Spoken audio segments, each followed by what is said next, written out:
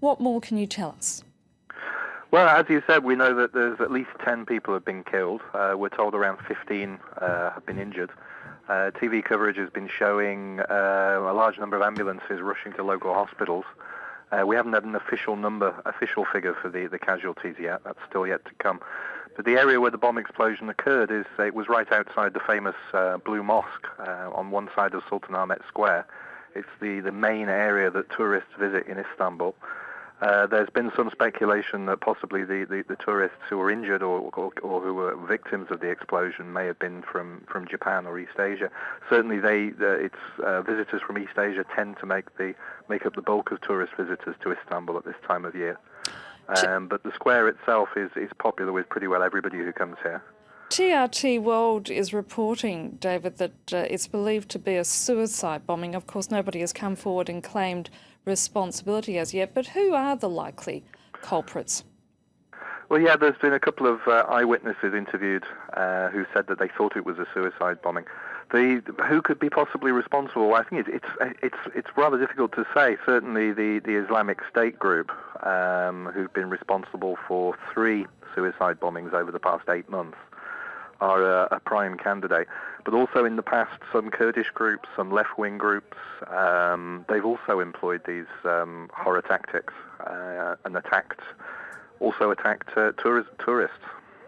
And so really, it's probably a little bit early to decide who could have been responsible. Yes, and just in terms of visitor figures at this time of the year, well, of course it is winter and in that part of the world. I mean, as we've been talking about, Istanbul is the 6th most visited city in the world, and it's a city always jam-packed of tourists.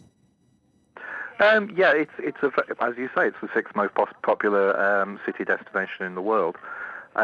This is possibly the lowest period of the year. I think January, February is the period when the lowest number of tourists come. There's certainly very few tourists around from Western European countries.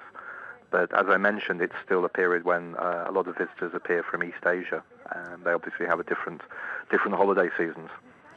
And the country, of course, has been on high alert since last year's series of suicide bombings occurred in the south of the country and also in Ankara. That's right, yes. Really, even from before that, the security situation in Turkey has been increasingly worrying.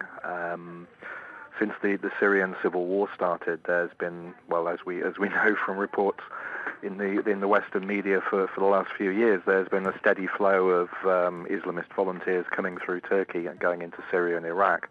A lot of those people have also come back through Turkey. The first Islamic State incident that I can recall happening inside Turkey was actually 2 Albanians who were driving back from Syria across Turkey. They were stopped by the police and they shot the police dead.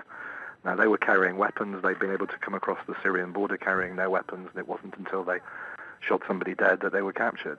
And the fear since then has been that there's been a steady flow of both militants and weapons going both ways across the border. And what's especially worrying is that the Turkish authorities don't really seem to know the extent to which this is happening. David, there's something you were telling us earlier that as a long-time resident of the city, you yourself have reached a point, given the high concerns surrounding security, that you're even thinking of leaving. I mean, does that give us a sense as a viewer, how tense the situation has become in Istanbul? Well, I wouldn't say I'd actually definitely considered leaving, but I had been wondering for how much longer it will be safe to stay here. I know I'm not alone in that. I know a lot of foreign residents here, and several people have left already. And I know a number of people are also questioning how long it will continue to be safe to stay here. Not just because of the threat of terrorist attacks, but also I think we can say increasingly extreme attitudes of the government in Ankara. A lot of people are very concerned about freedom of the press. There's increasing pressure on the media to toe the government line, and also, other small, niggling bureaucratic issues. For example, the issuing of residence permits, work permits. The process has become increasingly more difficult, increasingly more prolonged. I'm currently waiting to see if I'm going to be given a residence permit for this year. I've got no clue whether I will be given one. It's simply a series of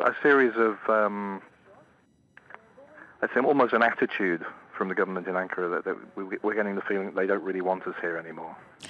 David, with that in mind, what do you think the government's response will be to this suicide bombing? I'd imagine they'll try and play it down as they did with the Ankara bombing and the Suruç bombing. I think possibly the most frightening thing about the Ankara bombing, where over 100 people were killed, right in the centre of the Turkish capital, was the speed with which it fell off the local news agenda. The people who were responsible where they were known to police. They were being sought by the police, but they hadn't been arrested. The place where they collected together and organised in Adıyaman in southern Turkey was well known to the authorities. Neighbours who were aware of what these people were doing had warned the authorities, and nothing had been done.